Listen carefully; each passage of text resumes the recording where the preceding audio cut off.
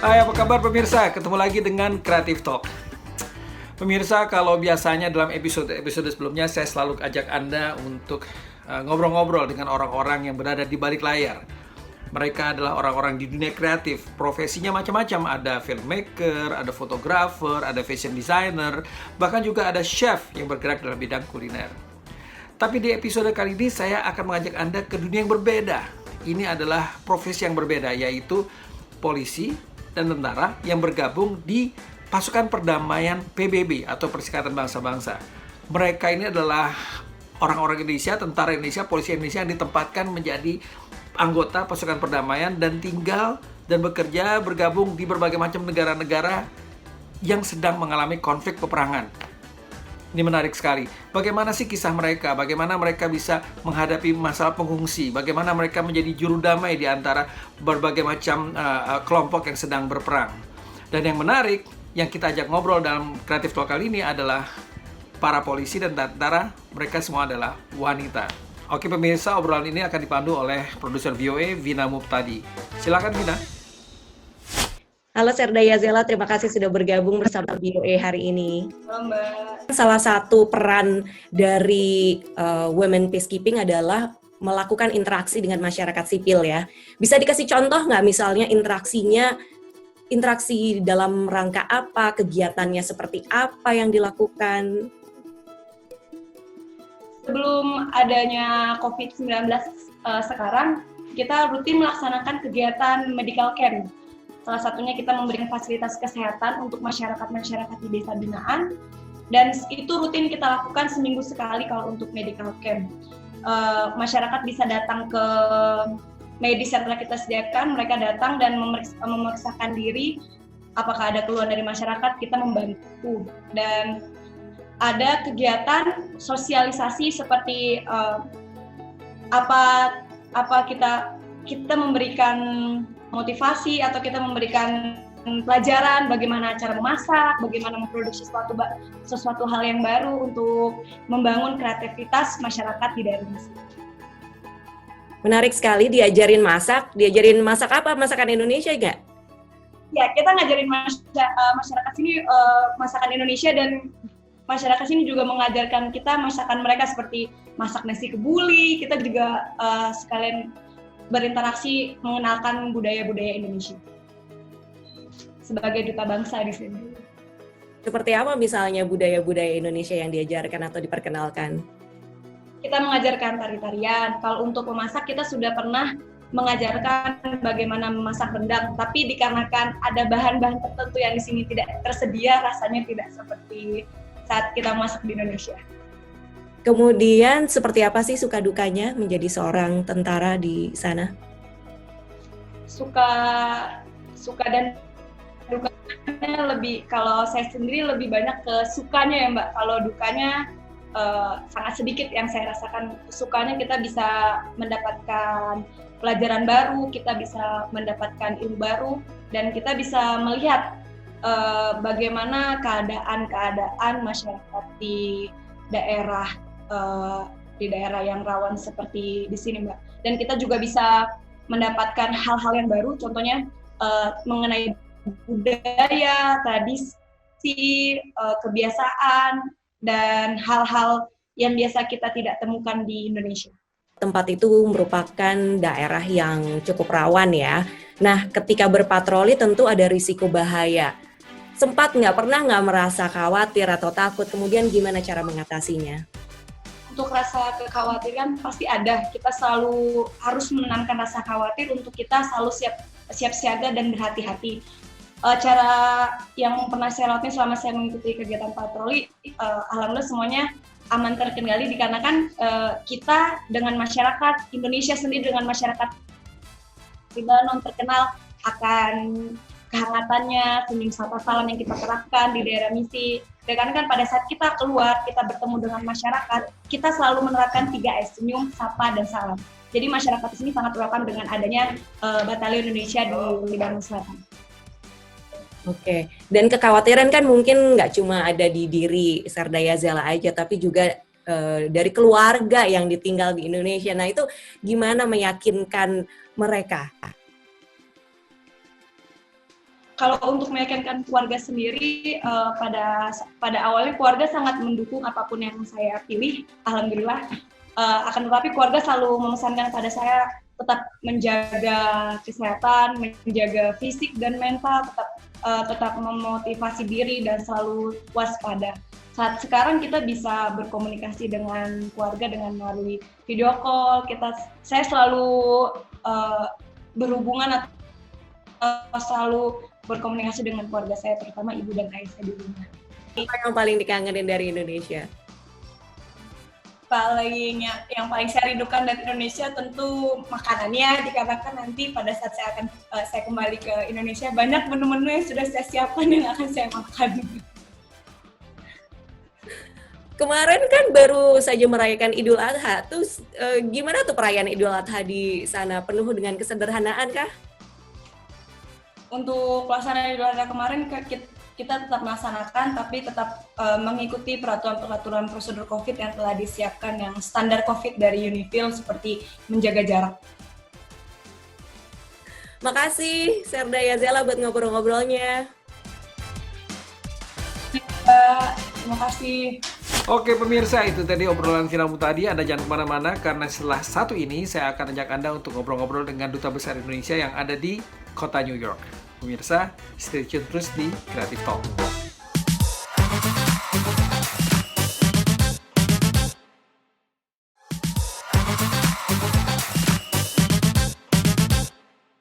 Kembali lagi di Creative Talk, dan pemirsa, kali ini di segmen ini saya akan ajak Anda untuk bertemu dengan Duta Besar Indonesia yang ada di kantor pusat Perserikatan Bangsa-Bangsa atau PBB yang berada di kota New York. Kita akan ikuti dan kita akan tanyakan bagaimana kiprah Indonesia di dalam perdamaian dunia ini, dan juga bagaimana tentara dan pasukan Indonesia yang ada di kancah perang dan membantu tentara perdamaian dunia. Pemirsa, ini dia obrolan saya dengan Bapak Dubes Triansyah. Apa kabar Pak Triansyah? Sehat? Apa kabar Mas Tara? Sehat semua? Alhamdulillah baik Pak. Nah, ini ada beberapa pertanyaan nih Pak, yang mungkin kita tahu Bapak lagi sibuk sekarang, tapi ya terima kasih juga nih waktunya nih di antara kesibukan meeting-meeting yang saya lihat juga di Instagram, semua tiap hari meeting Zoom. Hampir tiap waktu ya Pak ya? Tiap waktu nggak berhenti Pak ya? Ya, apa boleh buat, sejak menjadi presiden kita memulai dari hari Senin sudah meeting by meeting continuously, dan di samping juga telepon maupun lobby-lobby dari banyak negara anggota, baik anggota Dewan Keamanan sendiri maupun anggota-anggota PBB lainnya yang tentunya mempunyai permasalahan dengan Dewan Keamanan. Jadi it's an ongoing process. Ya Pak, bagaimana cara merespon situasi keadaan corona sekarang Pak dalam keamanan global, dalam membina perdamaian dan kondisi yang sangat rentan sekali, karena sekarang ada masalah virus corona yang menjadi pandemi di seluruh dunia. Jadi mungkin saya perlu menjelaskan kembali bahwa Indonesia telah berperan cukup aktif di PBB.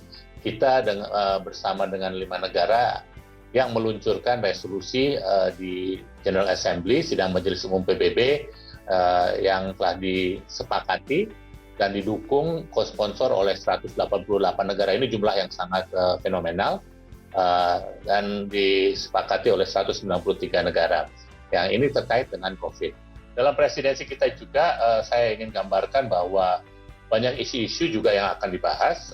Sampai saat ini telah tercatat di program of work kita ada 15 kegiatan yang kira-kira akan membahas 8 mata acara yang terkait dengan Middle East atau Timur Tengah. Kita juga akan membahas isu-isu yang terjadi di Afrika. Kita juga akan mendorong pembahasan-pembahasan dan outcome seperti yang terkait dari Lebanon, Mali, maupun Somalia. Kira-kira begitu Mas Sarah. Ya berarti dengan seperti di Lebanon, Mali, Somalia, juga di Sudan dan di Kongo ya Pak, itu berarti banyak juga tentara Indonesia juga banyak ikut menjadi pasukan perdamaian Pak. Menurut Bapak bagaimana Pak peran pasukan perdamaian yang dari Indonesia ini? Saya sangat bangga dengan performa atau kinerja pasukan perdamaian Indonesia di berbagai wilayah konflik. Sebagai catatan, sekarang Indonesia adalah negara utama atau nomor 1 yang memberikan kontribusi pada pasukan perdamaian PBB di Dewan Keamanan. So kita ranking Satu, Pak. pertama. Jadi kita ranking pertama. Kalau boleh tahu berapa banyak, Pak? Saat ini kita ada 2.800-an pasukan di 8 misi perdamaian, mulai dari Kongo, Darfur, Lebanon, Mali, dan berbagai tempat lainnya. Selama sejarah Indonesia, kita sudah mulai dengan pengiriman pasukan perdamaian sejak tahun 1957. Kira-kira ada 45.000 pasukan perdamaian kita yang telah kita terjunkan di berbagai wilayah-wilayah konflik sejak 63 tahun yang lalu. Dan saya juga cukup bangga untuk menyampaikan bahwa selain pasukan perdamaian kita itu sendiri, wanita Indonesia yang menjadi pasukan perdamaian mendapatkan pujian-pujian dalam melaksanakan perdamaian di wilayah dunia. Oleh karena itu, pada presidensi kita ini juga kita akan mendorong adanya suatu outcome terkait dengan women peacekeeper. Dan ini merupakan pertama kali yang terjadi. Ini didasarkan atas pengalaman kita, di mana pasukan perdamaian wanita kita telah efektif, telah menyumbangkan, telah dapat memberikan kontribusi nyata. Kita punya kelebihan masalah, yaitu kita menekankan pada community engagement. Jadi kita mendekatkan diri pada masyarakat, pasukan kita bisa berkomunikasi, bisa ikut dalam berbagai macam kegiatan kultural, kita bisa menenangkan mereka yang menjadi korban-korban konflik tersebut. Pasukan wanita kita sangat efektif dalam berdiskusi dengan para wanita-wanita yang menjadi korban berbagai macam konflik tersebut. Jadi oleh karenanya kita ingin adanya bukan cuma recognition, ingin adanya peningkatan kerjasama, peningkatan jumlah pasukan wanita di yang kita sebut TCC/PCC atau negara-negara yang memberikan kontribusi pada pasukan perdamaian dunia. Banyak yang akan kita lakukan dalam presidensi kita di Dewan Keamanan ini, terutama kaitan dengan isu peacekeepers. We are playing our part, small role, but quite effective and efficient in doing so. Mungkin itu Mas Tara. Ya Pak, terima kasih banyak Pak. Terima kasih. Sama-sama.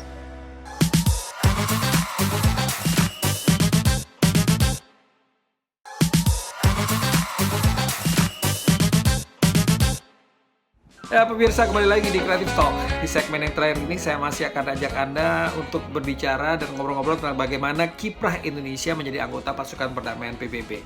Kita kembali langsung ke produser Vina Muhtadi.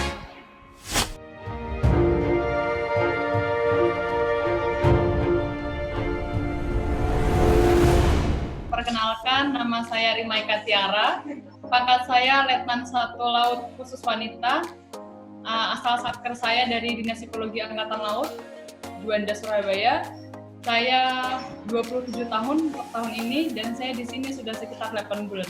Bisa digambarkan seperti apa sih kegiatan seorang Letu Rima dalam sehari? Saya dan kesehariannya menjabat sebagai Pasisimik atau perwira seksi simik.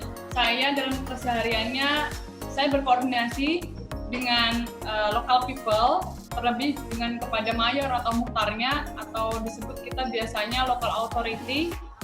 Kita bertanya mengenai kondisi desa seperti apa, kemudian situasi desa sekarang seperti apa, kemudian dan lagi apalagi dengan masalah COVID seperti ini, bagaimana mereka mengatasi COVID, apakah ada yang terjangkit atau bagaimana, atau mereka membutuhkan sesuatu dari kami, dari Junifil seperti itu. Kemudian saya juga di sini Pasisimik sebagai orang nomor 2 dari Kasisimik. Apabila Kasi tidak ada, misalnya tidak bisa melaksanakan kegiatan atau berada di luar, kemudian saya akan menggantikan Kasisimik untuk melaksanakan tugasnya.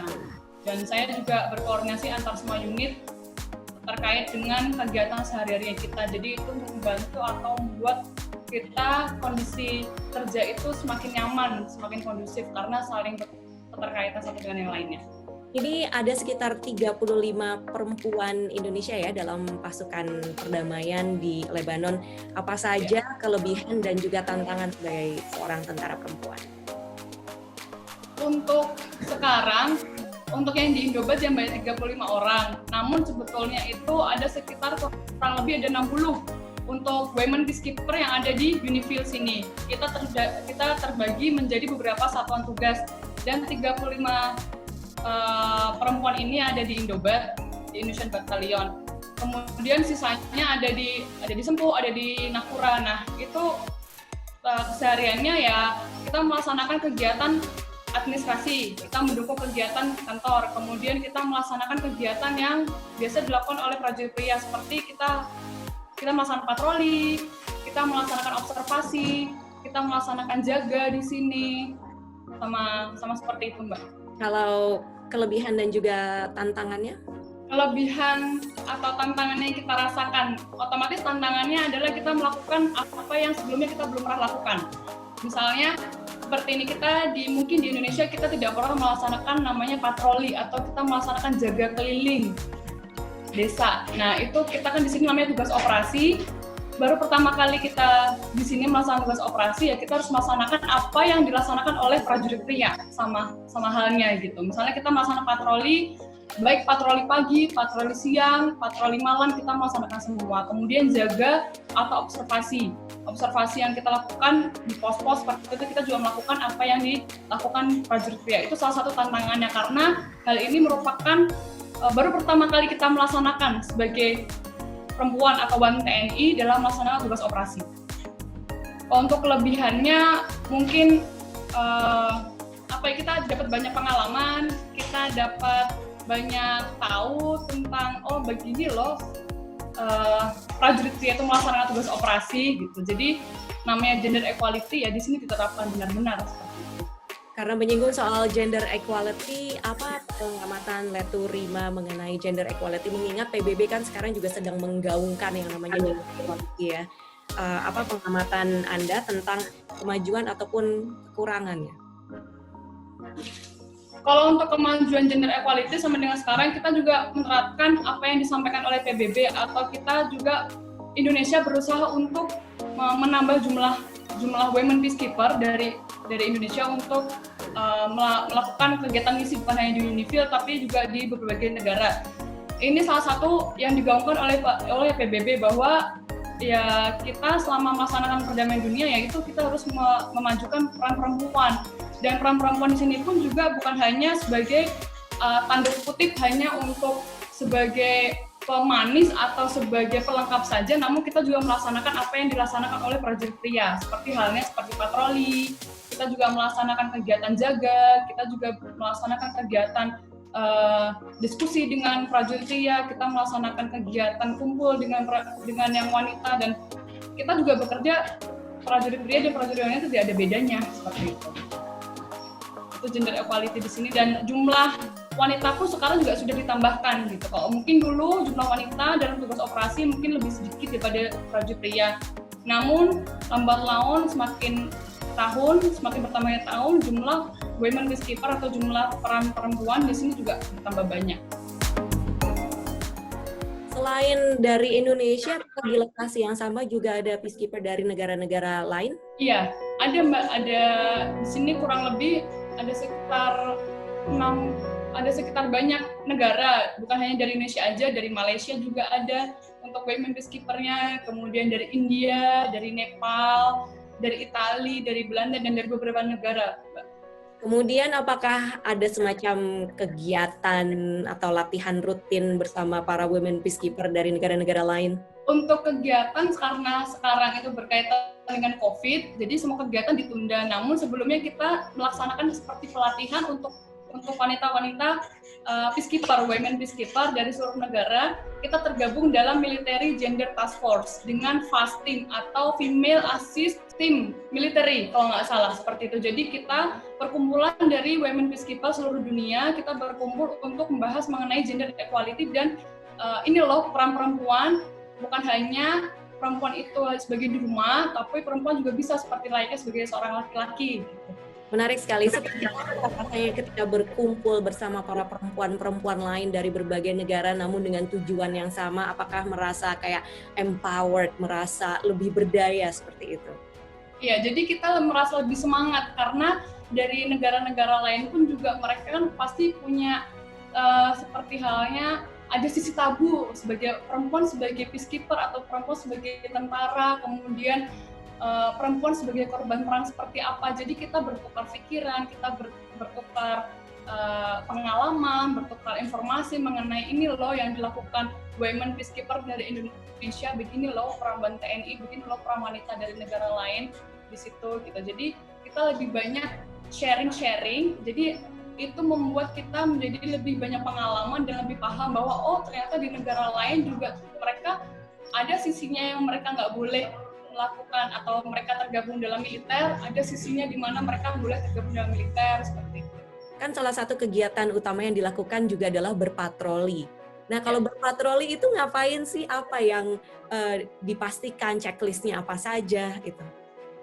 Kalau untuk patroli, kesehariannya kita ada 2 kali patroli, ada section vehicle patrol dengan section foot patrol, atau patroli yang dilaksanakan menggunakan kendaraan dengan patroli yang dilaksanakan dengan berjalan kaki. Yang kita lakukan adalah kita biasanya menyusuri atau kita biasanya berkeliling AOR kita atau Area of Responsibility di Indobat sendiri, Indonesian AOR. Kita memastikan bahwa tidak ada kegiatan-kegiatan atau kita memastikan bahwa tidak ada namanya seperti atau kesalahan dari negara lain. Misalnya kita patroli blue line gitu, kita memastikan bahwa mereka tidak ada kontak fisik atau kontak mata dari negara sebelah dengan negara Lebanon, karena kita di sini kan bersifat imparsial sesuai dengan mandat UN 1701 bahwa kita di sini bersifat imparsial. Jadi kita hanya melakukan patroli dan kita melakukan observasi saja gitu, dan kita hanya memastikan bahwa mereka tidak ada kontak dari kedua belah pihak negara gitu. Apabila mereka ada kegiatan kontak salah satu negara, kita akan langsung melaporkan kepada atasan kita seperti itu. Apa yang paling dikangenin dari Indonesia? Pasti suasananya Indonesia, karena suasana Lebanon sendiri dengan suasana Indonesia itu berbeda. Itu bukan hanya dari segi makanannya saja, tapi situasinya dengan kondisinya Indonesia yang mungkin panas, tapi lebih ramai di Indonesia gitu daripada di Lebanon ini, karena di sini adalah negara yang masih berkonflik mungkin dengan negara sebelah, negara Israel. Jadi kita kegiatan sini tidak begitu banyak, kita yang melakukan kegiatan yang biasa-biasa saja yang biasa dilakukan. Seperti halnya patroli, kita tidak maksudnya berbeda sekali geografis Indonesia dengan geografis Lebanon, seperti itu. Jadi itu hal yang pertama kali saya kangen Indonesia adalah Indonesia rame, di Lebanon sepi. Nah, ini bulan Agustus juga akan menjadi pertama kalinya berarti Letu Rima merayakan Hari Kemerdekaan di Lebanon. Bagaimana nih rasanya? Ya, otomatis pertama bangga Mbak ya, karena kita bangga, terharu, sedih gimana, karena kita merayakan kemerdekaan Indonesia di negara orang, seperti itu. Kita tidak bisa merasakan euforianya apabila kita melaksanakan upacara atau hari kemerdekaan Indonesia itu di negara sendiri, gitu. Akan berbeda pasti rasanya. Rasa bangga ada, tapi juga ada rasa harunya. Baik, terima kasih Letu Rima untuk ngobrol-ngobrolnya bersama VOA hari ini. Terima kasih Mbak Vina atas kesempatan yang diberikan pada saya dan tim. Terima kasih, sukses selalu. Pemirsa, diskusi Vina Muhtadi tadi mengakhiri perjumpaan kita di episode kali ini, dan terima kasih sudah bersama Creative Talk. Stay tune terus di program ini. Sampai bertemu di episode mendatang, dan stay safe, stay healthy, dan stay away from crowd. Sampai ketemu, bye-bye.